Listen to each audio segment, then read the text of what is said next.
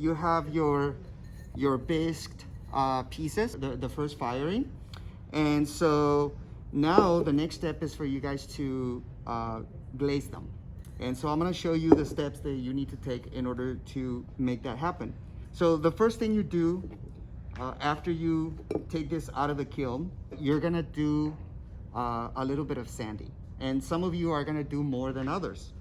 All you need to know about the sandpaper is that there's different types, right? There's like really coarse and there's really fine.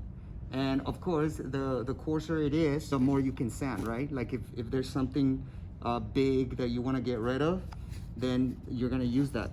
And if you just want to give it a little light pass like that, then you know you don't need much grit. So like you can see here, a 222, it's super fine. And then a number 60, you can see it's really coarse. So pretty much you have your choice, and most of these don't need to be sanded. Like for example, this one, you guys can see this one is really smooth. If you have something, let's say like this one, where you have this sharp edge, then you're probably gonna need to do a little bit more sanding, and because you don't want to have this sharp edge, because once you glaze it, it might become even sharper. So you're gonna go ahead and sand it as much as you think it's necessary. Even if it's smooth, if you just wanna just for the hell of it, you just wanna really quick, give it a pass like that, then you're good. But you probably don't even need to sand the inside if it looks like this. So, and then if you have a positive space, you want to probably sand the corners just to make sure that there's nothing sharp. Like this negative space. You probably want to sand the little edges as well, in order to get rid of any sharpness. This one right here, see that right there? So I would probably go in there and sand it, and make it nice and smooth. There's a little crack right there, so I could probably just go in there and sand it off. Okay. There's two types of sanding. You can do wet sanding or dry sanding. And if you want to do wet sanding, just grab a bowl with water. Every time you sand, just dip it in the water. I think I would do that. That's my preferred method, because you don't create dust. There's two things that you don't want to do. One is sanding, and the other one is glazing on top of these tables. We don't want any of those particles on the tables, because we don't want them to get onto the other clay that you're working with. So it's gonna be very important that you guys grab some newspaper, cover the table, and then work on top of that, okay? And when you're done, just throw away the newspaper. Don't recycle it.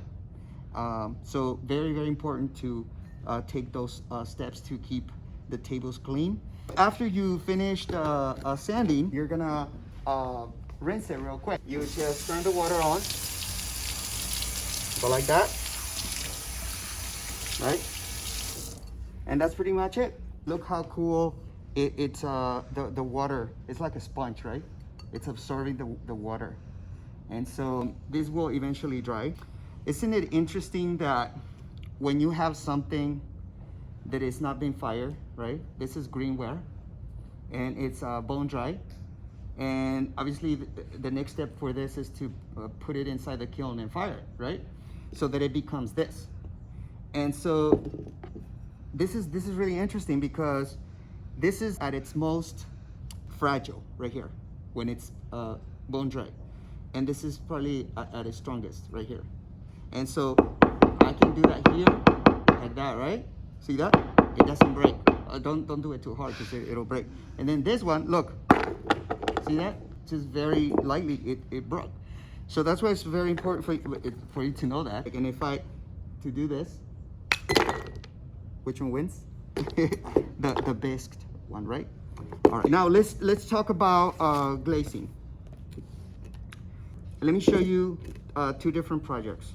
Here's a negative. Here's a smooth, and I should probably show you this one. This is a sculpture, but I want you to look at the carving, right? The lines that were created here. If you don't have anything on the bowl, it's a smooth one, right? There's nothing on it. And you can literally go from this to the glaze. You can just go ahead and glaze this. And you saw the nice video by the clay lady, right? And she did a great job showing you how to layer the coats of glaze. As a rule of thumb, any glaze, you're going to put 3 coats. Unless you see it on the paper, there's gonna be a paper with all the glazes available, and on the last column under comments, always check comments, because I'm gonna tell you if you need to do 2 coats, 3 coats, 4 coats. And don't try to cheat by, or do a shortcut by like just putting a bunch of glaze at once. The glaze will eventually run and it's gonna ruin your project. So please do 1 coat, let it dry, put another coat, let it dry, and just do it that way. Watch that video of the clay lady as a reference, okay? So you can see how you go horizontal, then you go vertical, and basically you're crisscrossing the coats of glaze. Here's a piece. This is how it looks like when it's glazed and when it has not been put in the kiln yet. This is after you apply the glaze. You see how it looks chalky? In comparison to a project that has been fired already, it's been the second firing, right? And you can see how shiny it looks. So this piece right here, it's gonna turn something like this.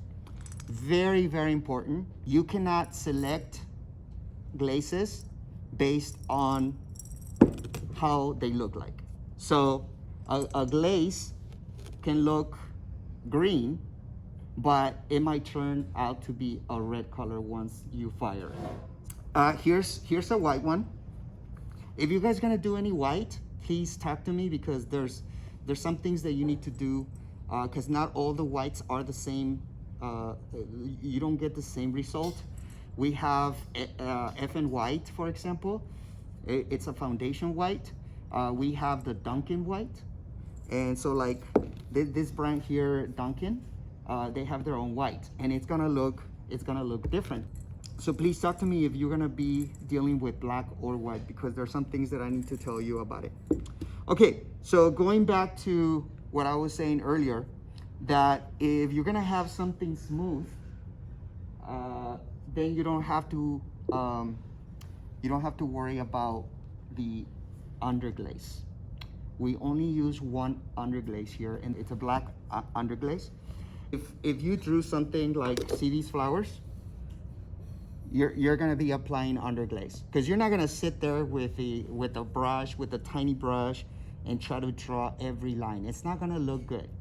So this is a good example of when you're gonna be applying underglaze, and I'll show you in a minute how that's gonna happen. This is a good example of the underglaze being applied to it. See the eyes, all the black lines. You're gonna be doing underglaze in some projects, and in some projects you're not. The only exception with its smooth bowl is if you wanna draw something, because you can still draw on this. For example, see this piece? Oh, see those black lines these are red hot chili peppers right there. Those black lines were created by using just a small brush, right? And then using the underglaze and going in there and drawing the lines, right? So that's the only exception. If you want to draw something here, then you would put this underglaze, and then and then put the glaze on top of it. Please do not put underglaze on top of the glaze. Okay, as a rule, the underglaze should always go first, and then your glaze. Okay, so even this one, as simple as it is, this was underglazed, so that all these black lines would stand out. You do not put black glaze on the lines, okay? It's not gonna look as good. And so here you apply the yellow, and then you apply, you know, the other colors. And after you do that, the last step is to put a clear. And the clear, you can see here, it's labeled 2 coats. It's only 2 coats. And so what the clear is gonna do, it's gonna give it that nice, shiny, finished look. And it also is gonna go inside all these little grooves, right? All the lines where you did the underglaze, it's gonna go in there and seal it, okay? So that's practically it. And then once you're done with this, we take it to the kiln and we give it its second firing, right? Which it's gonna become a glazed piece, all right? Now let's talk about the underglaze. Pay attention, because it's very different when I go in there and put this under the water, under running water, to get rid of the sandy. Taking the underglaze piece and going under the water. So the way the underglaze is gonna work, again, look at this tree. Somebody drew that tree, right? By drawing it with a needle. And there's some more stuff in here.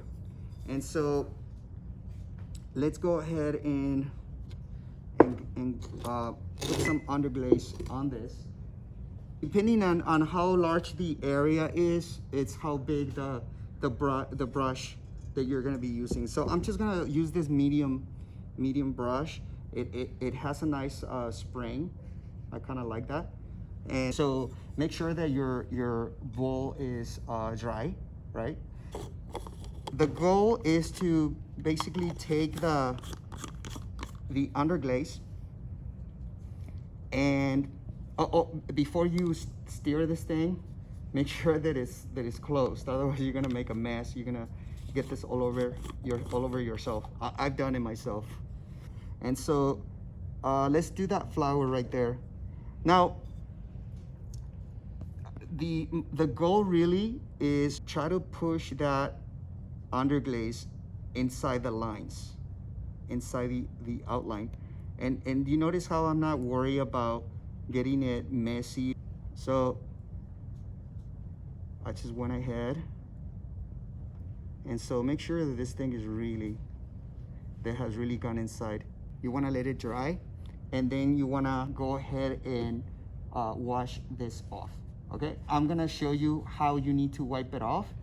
And now it is time for you to take off the excess underglaze. So you're gonna do this with the running water. Remember, never put the bowl under the water, because you're gonna wash everything off, right? So what you're gonna do, these sponges here that you see here on this shelf on top of the sink, these are especially for doing this, for removing the unnecessary glaze. And so let it run, let the water run. And so what you're gonna do is you're gonna go ahead and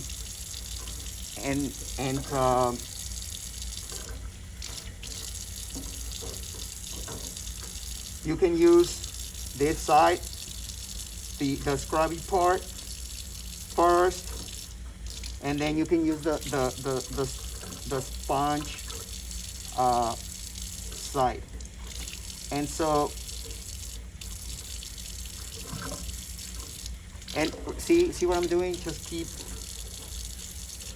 you're removing underglaze, and then you're washing it off. You're washing the sponge, and then you're wiping it again. And so, if you keep doing this, you're gonna keep removing some of the underglaze. So just be aware of that. Can you see how nice that's gonna look? It's basically it's gonna look something like this. And look at this one. See that? Right? And by the way, when you guys are doing the clear coats, okay, make sure that you know that you go over this so it gets nicely you know, covered and all. And so the that's pretty much how you do the underglaze. Okay. That's pretty much it. That's how you do the underglaze. And then after this, after you rinse it and get rid of all the unwanted underglaze, you're gonna let it dry again. And after it's dry, then it's gonna be time for you to do the actual glazing.